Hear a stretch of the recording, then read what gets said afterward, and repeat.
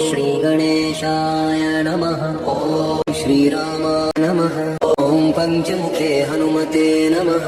पञ्चवक्त्रं महात्रिनेत्रं च महासिंहिकागर्भसम्भूतं हनुमन्तं नमामि। ॐ हनुमते रक्ष रक्ष सर्वतो। पूर्वे हनुमान् कपिमुखधारी रक्षतु मां। दक्षिणे नारसिंहवपुर्मां सदा पातु। पश्चिमे गरुडरूपवान् रक्षतु।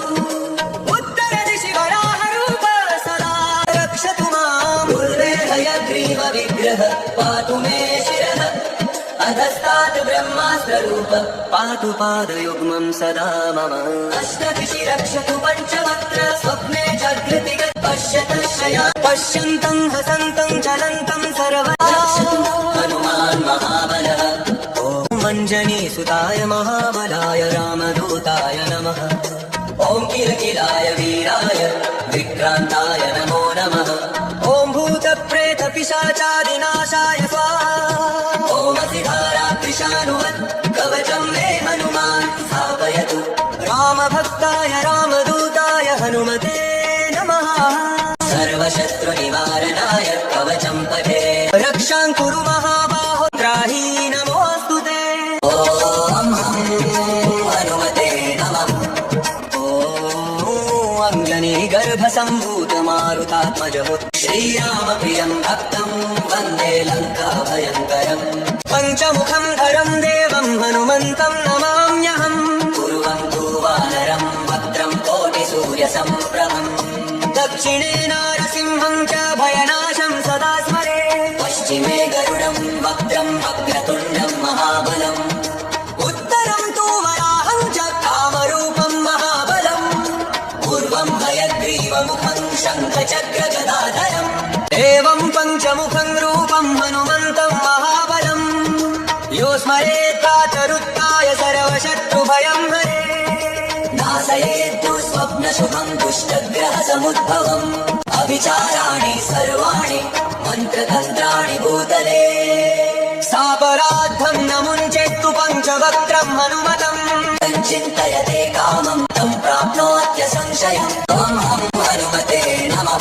श्रीराम जय जय राम श्रीराम जय राम जय राम।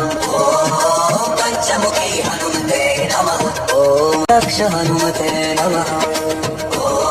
ॐ पञ्चमुखी हनुमते नमः। ॐ हनुमते नमः।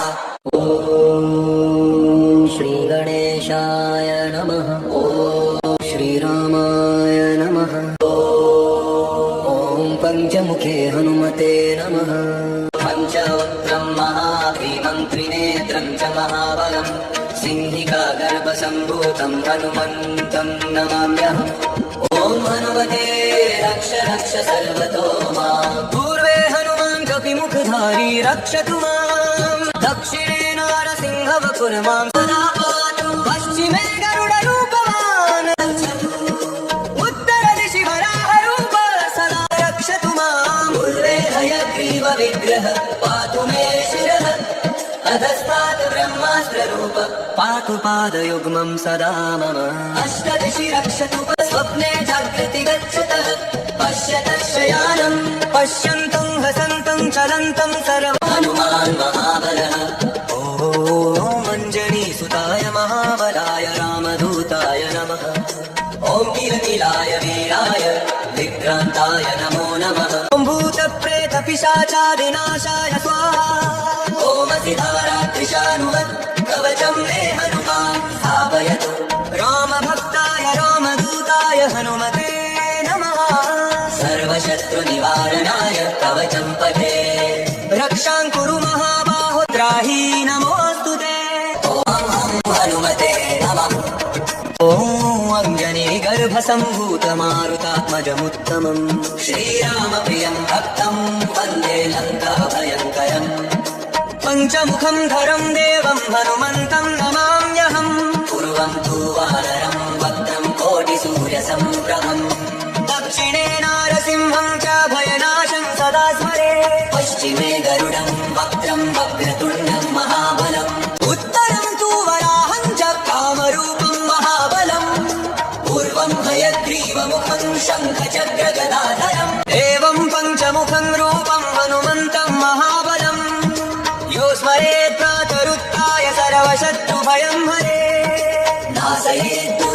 स्वप्नशुभं तुष्टग्रहसमुद्भवम् अविचाराणि सर्वाणि मन्त्रतन्त्राणि भूतले सापराद्धं न मुञ्चेत्तु पञ्चवक्त्रं हनुमतम् चिन्तयते कामं तं प्राप्नोत्य संशयम् ॐ हनुमते नमः श्रीराम जय जय राम श्रीराम जय राम जय राम ॐ पञ्चमुखी हनुमते नमः ॐ रक्ष हनुमते नमः ॐ पञ्चमुखी हनुमते नमः हनुमते नमः ॐ श्रीगणेशाय नमः ॐ श्रीरामाय नमः ॐ पञ्चमुखे हनुमते नमः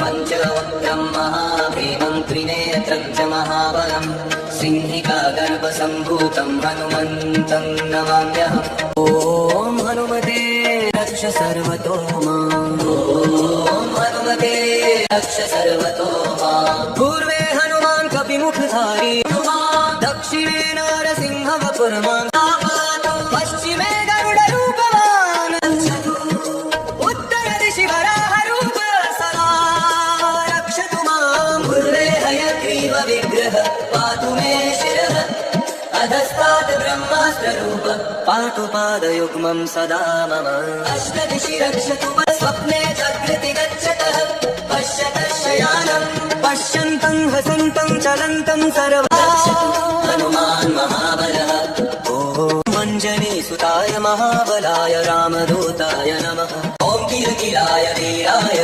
विक्रान्ताय नमो नमः ॐ भूतप्रेतपिशाचादिनाशाय स्वाहा ॐ सिद्धाराक्षिशानुवत् कवचं मे हनुमान् स्थापयतु रामभक्ताय रामदूताय हनुमते नमः सर्वशत्रुनिवारणाय कवचं पठे रक्षां कुरु महाबाहो ग्राही नमोऽस्तु ते ॐ हनुमते नमः ॐ अञ्जनीगर्भसम्भूतमारुतात्मजमुत् श्रीरामप्रियं भक्तं वन्दे लङ्काभयङ्करम् पञ्चमुखं धरं देवं हनुमन्तं नमाम्यहम् पूर्वं तु वानरं वक्त्रं कोटिसूर्यसम्प्रभम् दक्षिणे नारसिंहं च भयनाशं सदा स्मरे पश्चिमे गरुडं वक्त्रं वक्रतुण्डं महाबलम् उत्तरं तु वराहं च कामरूपं महाबलम् पूर्वं हयग्रीवमुखं शङ्खचक्रगदाधरम् एवं पञ्चमुखं रूपं हनुमन्तं महाबलम् यो स्मरेत्ताचरुत्ताय सर्वशत्रुभयं हरे नाशयेत्तु स्वप्नशुभं दुष्टग्रहसमुद्भवम् अविचाराणि सर्वाणि मन्त्रतन्त्राणि भूतले सापराद्धं न मुञ्चेत्तु पञ्चवक्त्रं हनुमतम् चिन्तयते कामं तं प्राप्नोत्य संशयम् ॐ हनुमते नमः श्रीराम जय जय राम श्रीराम जय राम जय राम ॐ पञ्चमुखी हनुमते नमः ॐ रक्ष हनुमते नमः ॐ पञ्चमुखी हनुमते नमः ॐ हनुमते नमः ॐ श्रीगणेशाय नमः ॐ श्रीरामाय नमः ॐ पञ्चमुखे हनुमते नमः पञ्चवक्त्रं महाभीमं त्रिनेत्रं च महाबलं सिंहिकागर्भसम्भूतं हनुमन्तं नमाम्यहम् ॐ हनुमते रक्ष सर्वतो माम् ॐ हनुमते रक्ष सर्वतो माम् पूर्वे हनुमान् कपिमुखधारी दक्षिणे नारसिंहवपुर्मां सदा पातु पश्चिमे गरुडरूपवान् उत्तरदिशि वराहरूप सदा रक्षतु माम् पूर्वे हयग्रीव विग्रह पातु मे शिरः अधस्तात् ब्रह्मास्त्ररूप पातु पादयुग्मं सदा मम अष्टदिशि रक्षतु स्वप्ने जागृति गच्छतः पश्यतः शयानं पश्यन्तं हसन्तं चलन्तं सर्वदा हनुमान् महाबलः ॐ मञ्जनीसुताय महाबलाय रामदूताय नमः ॐ किलकिलाय वीराय विक्रान्ताय नमो नमः ॐ भूतप्रेतपिशाचादिनाशाय स्वाहा ॐ सिद्धाराक्षिशानुवत् कवचं मे हनुमान् भावयतु रामभक्ताय रामदूताय हनुमते नमः सर्वशत्रुनिवारणाय कवचं पठे रक्षां कुरु महाबाहो त्राहि नमोऽस्तु ते ॐ हनुमते नमः ॐ अञ्जनीगर्भसम्भूतमारुतात्मजमुत्तमम् श्रीरामप्रियं भक्तं वन्दे लङ्काभयङ्करम् पञ्चमुखं धरं देवं हनुमन्तं नमाम्यहम् पूर्वं तु वानरं वक्त्रं कोटिसूर्यसम्प्रभम् दक्षिणे नारसिंहं च भयनाशं सदा स्मरे पश्चिमे गरुडं वक्त्रं वक्रतुण्डं महाबलम्